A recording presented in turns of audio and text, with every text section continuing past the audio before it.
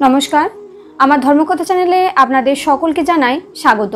आज के आमरा आलोचना करब जे खेते बसे कोन काजटी करले आमादेर मा लक्ष्मी रुष्ट हन एबं बिछानाय बसे खाबार खेले रुष्ट हन नाकि मा लक्ष्मी तार खुशी करते किछु अभ्यास आछे जेगुलो आमादेर त्याग करा उचित एबं तार साथे आमरा एटाओ जानबो जे मा लक्ष्मीके निजेर संसारे धरे राखते चाइले भुलेओ ए पाँचटी काज करा आमादेर एकदमई चलबे ना।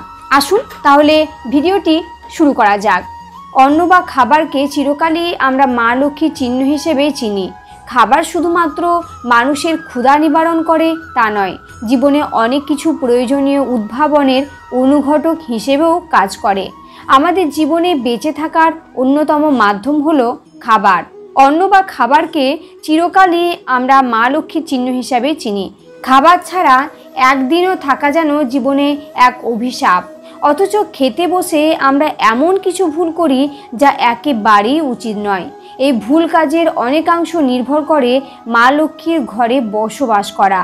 তাই দেখে নেব খাবার খাওয়ার সময় কোন কাজ আমাদের করা চলবে না।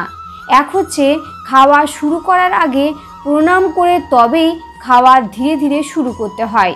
2 খেতে বসে সম্পূর্ণ খাবার শেষ না করে উঠে যাওয়া একেবারেই উচিত নয়, কারণ খেতে খেতে উঠে যাওয়ার অর্থ হলো খাবারের অপমান। যদি বারবার বাড়িতে এমন করতে থাকেন তাহলে বাড়িতে ঘোর অমঙ্গল হতে পারে।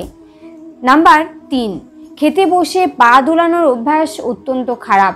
এতে মা লক্ষ্মী খুবই অসন্তুষ্ট হন, ফলে বাড়িতে অন্নের অভাব দেখা দিতে পারে। 4 অনেকেই দেখা যায় গামছা পরে খেতে বসেন, এটি একদম করা যাবে না। এর ফলে সংসারে দারিদ্র্য কমে না, যত অর্থ উপার্জন করুন না কেন অভাব পিছু ছাড়বে না। 5 হচ্ছে খাবারের থালায় আঁকিবুকি কাটা একেবারেই অনুচিত। এটি বিশেষত শিশুরা করে থাকে, তবে এটি করা একেবারে উচিত নয়, এতে ঘরে অভাব প্রবেশ করে। নাম্বার 6 খাবারের শেষে থালা চেটে একেবারে খাওয়া উচিত নয়, এতে মা লক্ষ্মী খুবই কুপিত হন। নাম্বার 7 খাবার যেটুকু প্রয়োজন সেটুকুই নিন, খাবার নষ্ট করা একেবারেই বর্জনীয় কাজ। এবার আমরা জানবো যে বিছানায় বসে খাবার খেলে রুষ্ট হন মা লক্ষ্মী, তাকে খুশি করতে কিছু অভ্যাস আমাদের ত্যাগ করতে হবে। হিন্দু ধর্ম অনুসারে বিছানায় বসে খাবার খাওয়াকে খারাপ অভ্যেস মনে করা হয়। এই অভ্যেসের ফলে মা লক্ষ্মী রুষ্ট হন। আপনারও বিছানায় বসে খাবার খাওয়ার অভ্যেস থাকলে এখনই ত্যাগ করুন। হিন্দু শাস্ত্র অনুসারে আমাদের জীবনের প্রতিটি কাজের আলাদা আলাদা গুরুত্ব রয়েছে এবং কোন কাজটি কখন কিভাবে করবেন তার পরিপূর্ণ শুভ ফল লাভ করা সম্ভব সেই বিষয়ে বিস্তারিতভাবে উল্লেখ করা আছে।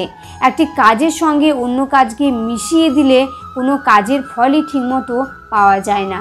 তাই শাস্ত্র বলছে যখন যে কাজটা করবেন সেটাই সম্পূর্ণ মন দিয়ে করুন। আমাদের জীবনে খাওয়ার মতো ঘুমও অত্যন্ত জরুরি একটা অঙ্গ। খাবার ঠিকমতো না খেলে যেমন আমরা অসুস্থ হয়ে পড়ব, তেমনই ঠিকমতো ঘুম না হলে আমরা ক্লান্ত অবসন্ন হয়ে থাকব। শরীরকে ঠিকমতো চনমনে রাখতে সঠিক খাওয়া ও সঠিক ঘুম দুটোই একান্ত জরুরি।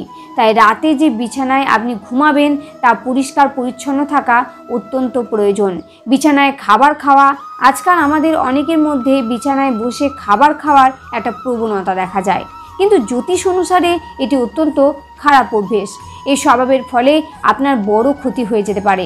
মনে রাখবেন, বিছানাকে ঘুমের জন্যই ব্যবহার করা উচিত।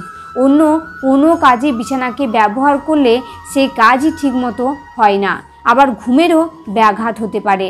বিছানায় গা এলিয়ে বসে খাবার খেলে খাবারের সঠিক পুষ্টিগুণ পাওয়া যায় না।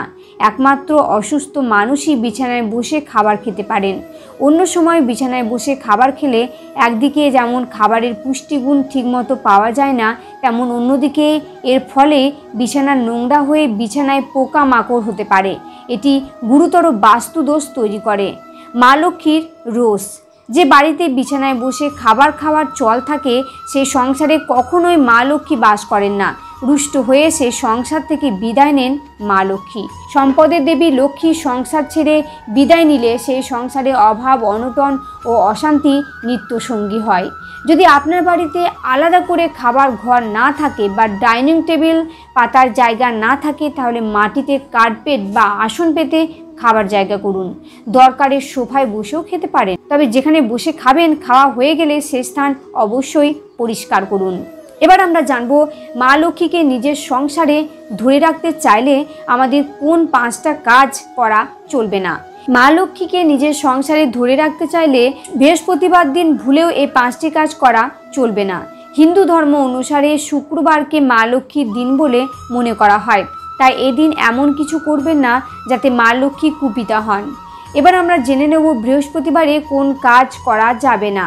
আপনি কি আর্থিক সংকটের মধ্যে ভুগছেন? যথেষ্ট পরিশ্রম করেও কাঙ্ক্ষিত সাফল্য লাভ করতে পারছেন না? তাহলে মা লক্ষ্মী আপনার রুষ্ট হয়েছে।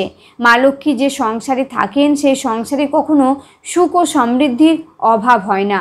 বৃহস্পতিবার দিনটি যেহেতু মা লক্ষ্মীর উদ্দেশ্য নিবেদিত, তাই এদিন এমন কিছু করবেন না যার কারণে লক্ষ্মী দেবী অপ্রসন্না হতে পারেন। সেই জিনিসগুলি কি কি এবার জেনে নেব। হিন্দু ধর্মে দান করা অত্যন্ত শুভ, তার শুভ ফল লাভ পাওয়া যায়। বৃহস্পতিবার দিনও দান করলে তার শুভ ফল পাওয়া যায়, কিন্তু এমন কিছু কিছু জিনিস আছে যেগুলি ভুলেও বৃহস্পতিবারে কাউকে দেবেন না। বৃহস্পতিবারে রূপোর জিনিস এবং চিনি কখনোই কাউকে দিতে নেই। এর ফলে লক্ষ্মী কুপিতা হন এবং জন্মোচ্ছকে বৃহস্পতিবার অবস্থান দুর্বল হয়। বৃহস্পতি দুর্বল হলে জীবনে আর্থিক সংকট দেখা দেয়। এবার জানবো টাকা ধার দেবেন না। বৃহস্পতিবার দিন কাউকে টাকা ধার দেবেন না। শাস্ত্রমতে বৃহস্পতিবার দিন টাকা ধার দিলে আপনি নিজে আর্থিক সংকটের মুখে পড়তে পারেন। বৃহস্পতিবারে কাউকে টাকা দিলে মা লক্ষ্মীর রোষের শিকার হতে হবে আপনাকে। আমিষ খাবার ও মদ্যপান করবেন না। আমিষ খাবার থেকে দূরে থাকুন। এর পাশাপাশি এদিন মদ্যপান ভুলেও করতে নেই। বৃহস্পতিবারে আমিষ খাবার ও মদ খেলে মা লক্ষ্মী রুষ্ট হন, আর মা লক্ষ্মী বিদায় দিলে আপনার সংসার থেকে সুখ সমৃদ্ধি ও শান্তিও বিদায় নেবে। নোংরা পোশাক পরবেন না। মা লক্ষ্মী পরিচ্ছন্নতা পছন্দ করেন। বৃহস্পতিবারে ভুলেও এই নোংরা পোশাক পরবেন না। এদিন যারা ছেঁড়া বা নোংরা পোশাক পরেন তারা কোনো দিন মা লক্ষ্মীর আশীর্বাদ লাভ করতে পারেন না। তাই এই দিন পরিষ্কার কাঁচা জামা কাপড় অবশ্যই পরুন। সন্ধ্যের পর ঘর পরিষ্কার নয়। বৃহস্পতিবারে সন্ধ্যের পর ঝাড় পোছা করবেন না। তবে মা লক্ষ্মীর যেহেতু পরিচ্ছন্নতা অত্যন্ত গুরুত্বপূর্ণ, তাই এই দিন বাড়ি অবশ্যই পরিষ্কার করুন, কিন্তু তা সন্ধ্যের আগেই সেরে ফেলতে হবে। সন্ধ্যের পর ঘর ঝাড়পোছ করলে বিদায় নেবেন লক্ষ্মী দেবী। আশা করি আপনারা এই ভিডিওটি দেখে উপকৃত হয়েছেন। যদি উপকৃত হন তাহলে অবশ্যই কমেন্টে জয় মা লক্ষ্মী বলে লিখবেন, এবং যদি ভালো লাগে তাহলে একটা লাইক করবেন, এবং যারা চ্যানেলে নতুন তারা চ্যানেলটি সাবস্ক্রাইব করে পাশে থাকবেন। জয় মা লক্ষ্মী। সকলেই ভালো থাকুন, সুস্থ থাকুন। নমস্কার।